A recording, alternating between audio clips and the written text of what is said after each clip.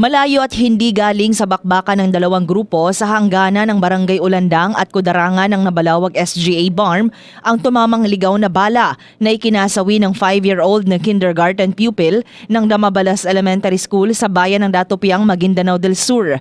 Sinabi ni 33rd Infantry Battalion Commander Lieutenant Colonel Jermaine Ligada na pasado alas 6 ng umaga kahapon nang matapos ang kanilang clearing operation sa lugar para makadaan ang mga sasakyang stranded dulot ng bakbakan.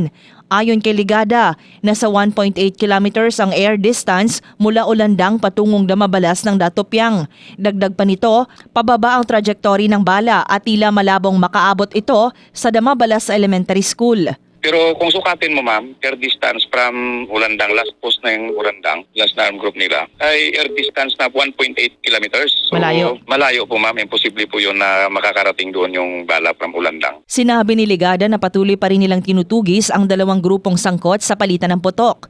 Sa ulat ng Police Regional Office ng BARM, hinihinalang sangkot sa putukan ang grupo ni Barangay Kudarangan Chairman Ismael Tayuan laban sa grupo ni Barangay Ulandang Chairman Abdul Tayan Sandigan.